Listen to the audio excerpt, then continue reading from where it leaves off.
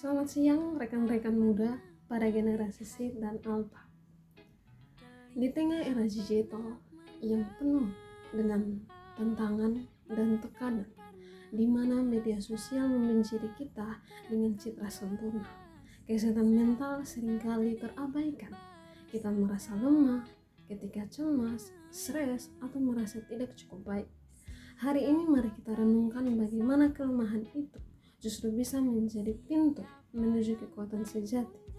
Kita akan hubungkan dengan firman Tuhan dari kitab suci 2 Korintus 12 ayat 9, film Inside Out yang mengajarkan tentang emosi, dan dari lagu satu-satu oleh Iktitaf yang mengingatkan kita untuk melangkah pelan. Kelemahan sebagai bagian dari perjalanan hidup. Bayangkan otak kita seperti pusat kendali emosi, seperti yang digambarkan dalam film Inside Out. Di sana ada Joey yang ceria, Sadness yang pilu, Phil yang takut, Angel yang marah, dan Discuss yang jijik. Riley, gadis remaja dalam film itu, pindah kota dan merasa kehilangan. Kelemahan mentalnya muncul sebagai kekacauan emosi. Tapi justru melalui Sadness ia belajar bahwa merasakan kesedihan adalah cara untuk sembuh dan terhubung dengan orang lain. Generasi kita saat ini sering merasakan hal yang serupa. Tekanan sekolah, ekspektasi orang tua, atau FOMO di TikTok dan Instagram. Kelemahan ini bukan musuh, tetapi sinyal bahwa kita manusia. Dalam kitab suci 2 Korintus 12 ayat 9, Yesus berkata, "Kasih karunia-Ku cukup untuk engkau, sebab justru dalam kelemahanku, kuasaku menjadi sempurna." Tuhan tidak menolak kelemahan kita. Ia menggunakannya untuk menunjukkan kuasanya. Saat kita merasa rapuh, itulah saat kita belajar bergantung padanya, bukan pada kekuatan palsu dari like ataupun filter. Mengakui kesehatan mental dengan kasih karunia. Dalam lagu satu-satu oleh Iktitaf, satu-satu langkah demi langkah kita jalan bersama-sama. Lagu ini seperti mengingat lembut untuk tidak terburu-buru dalam menyembuhkan luka mental.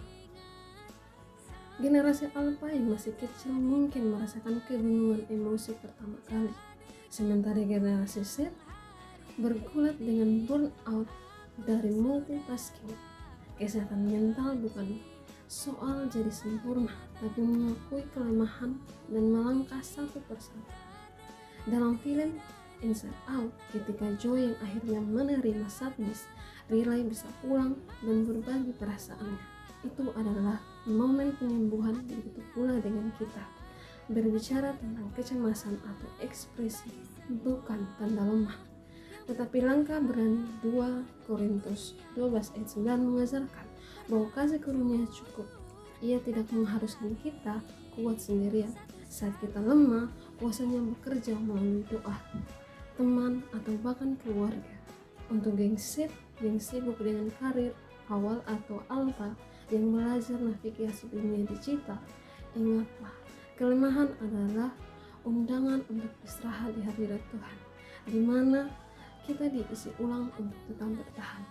Bagaimana kita terapkan ini? Mulai dengan satu langkah kecil, seperti dalam lagu Iktitaf, matikan ponsel selama 30 menit sehari untuk renungkan emosi seperti di Inside Out. Tanyakan apa yang sedang kita rasakan hari ini.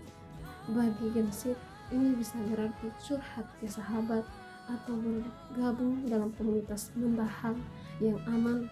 Untuk apa ajak orang tua berdiskusi tentang perasaan agar kelemahan tidak jadi beban tersendiri. Jadi saat kamu merasa down, nyanyikanlah dalam hati satu-satu, Tuhan selalu bersamaku. Kesehatan mental yang baik lahir dari penerimaan, bukan penyangkalan. Teman-teman, kelemahan akhir cerita, tapi awal kuasa Tuhan yang sempurna. Seperti Riley yang tumbuh melalui emosi, campur aduk, atau langkah yang pelan dalam lagu satu-satu.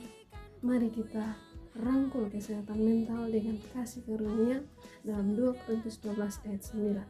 Kamu tidak sendirian, Tuhan selalu untukmu. Amin.